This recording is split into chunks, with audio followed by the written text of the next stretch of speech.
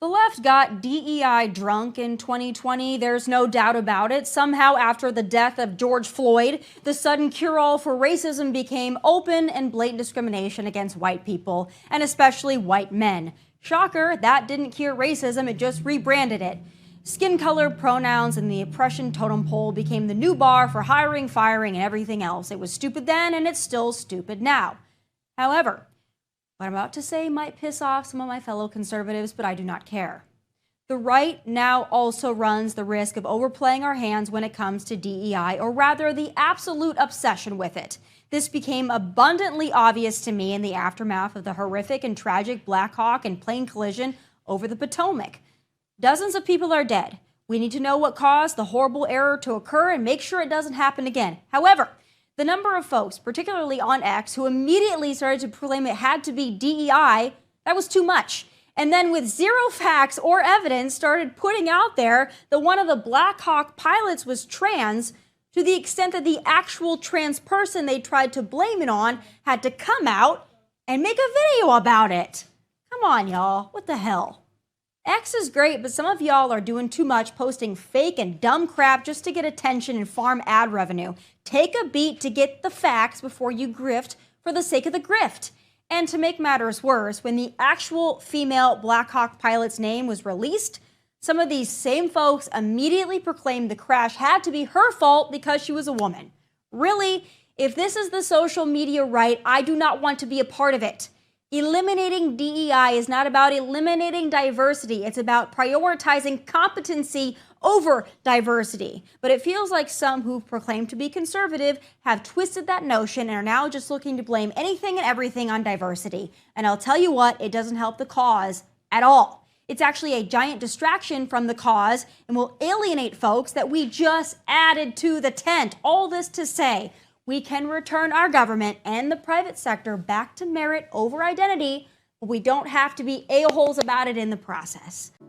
In case many of you may not know who this woman is, this is Tommi Lahren. And if y'all been following my channel for a while now, or even since the inception of my original channel, you would know the nickname that I have for her, which is indeed the Saltine Queen. So just in case y'all were unaware why the title was like that, this is who I'm talking about. It's been a long time since I've done a video talking about the Saltine Queen. As a matter of fact, it's been a couple of years. I think the last time I talked about Tommi Lahren, it may, at least when she was the focal point of the topic, was probably had to be at least 3 years ago. Like, she's literally, you know, I don't know what she's really doing right now, but I know she used to be over at the Blaze, and that's why we kept always seeing her. But when the Blaze got rid of her, I guess she started doing her own thing. And then just when we thought we had some breathing room, in comes Candace Owens, because I think Candace was like her quote unquote replacement. The only difference between her and Candace, besides the obvious, is that Candace unfortunately is outstaying her welcome. But she'll get her moment soon enough. But this video is not about Candace. We're here to talk about this topic that Tommi Lahren was talking about. So as you saw by the clip, she was coming out and telling people about themselves as it pertained to DEI and what happened with that unfortunate and tragic crash that occurred at Ronald Reagan National Airport between the Black Hawk helicopter and that American Airlines flight that was coming in from Kansas. And she was talking about DEI and everything like that. It's like, does Tommi Lahren, does the Saltine Queen actually finally understand the plot? Now, keep this in mind. I just recently did a video talking about how, you know, with reparations, and how I was talking about Julian Dory, the guy in the video. And then I talked about Nick Fuentes, who was in the second half of the video.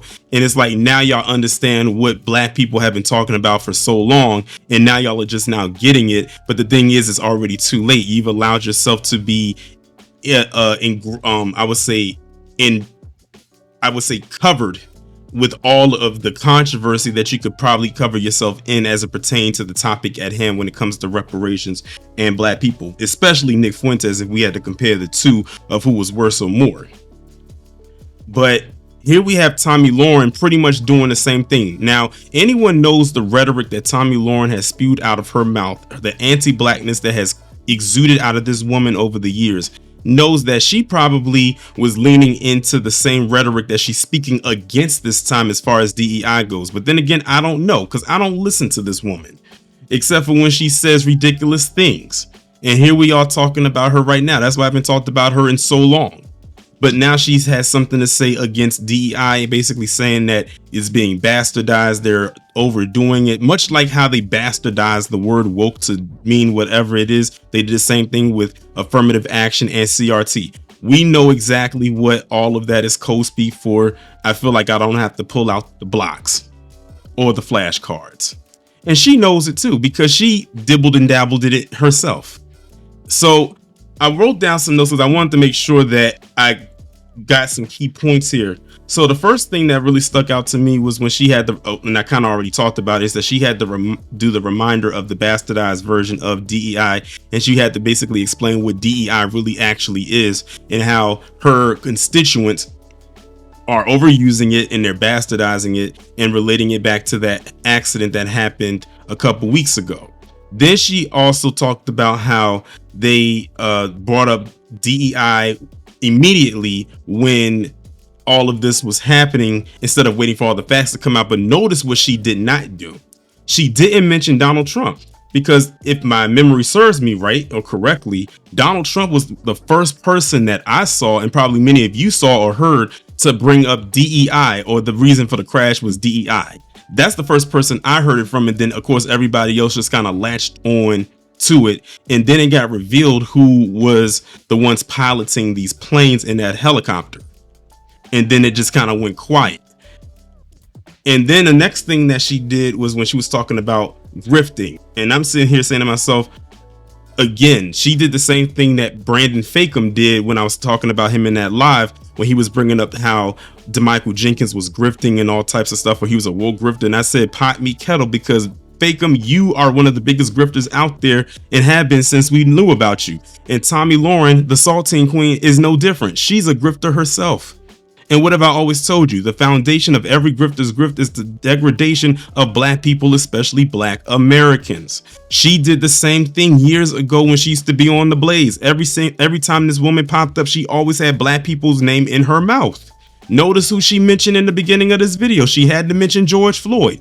You know, for a person they claim not to like so much, they can't stop talking about this man. And it's been almost 5 years since his death, since his murder. Let me put it like that. And they still bring him up as a talking point. So yeah, she could have said anything else, but she had to go to George Floyd. They always use him as a benchmark. You know what's so crazy? I feel like even if Derek Chauvin was to have gotten off for what he did to George Floyd, they would still bring his name up. But of course, the talking points would be a little bit different. But then again, not really, because they're going to lean heavy on, oh, he didn't die from the knee on the neck. It was from the fentanyl. They found fentanyl in his system. He died from a drug overdose. They love to use that one.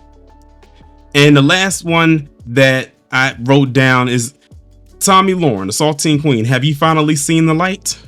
Because you know what's about to happen? They probably about to start calling this woman woke. They probably gonna call her a leftist. They're gonna probably call her a liberal and all types of stuff like that. That's why she had to come out here and make this video and then give the disclaimer by claiming she doesn't care what, in so many words, what she's going to be called after the fact, because she already knows what's about to come down the line. She already knows what's about to happen. She knows what's about to happen. She claims not to care, but hey, it is what it is. I could care less what they have to say about her, because I don't really care about this woman. I just wanted to come on here and make this video and just show you this is the second person, as far as between her and Nick Fuentes, who have said something against the rhetoric that they helped to push over the years. Because you can't tell me, and I could be wrong for all I know, because again, I don't follow this woman's content, but let's hypothetically say that I did, or I'm aware. This woman most likely was pushing the whole DEI rhetoric. And here's the crazy part. She fits the archetype of who benefits the most from DEI, with her being a white woman. And she fits the archetype down to a T. White, blonde hair. I'm not sure if she has blue eyes or not, but 2 out of the 3 ain't bad, and that will be enough for them. So there you have it. But I just wanted to come on here and make this video because, again, this woman is practically preaching to that choir. I'm curious to know how they responded, because I didn't get a chance to look at the comments. And actually, I looked at some of them. Some people agreed with her. And then there were others, of course, that did not. So it was kind of a mixed bag. But then again, I only looked at like 3 comments.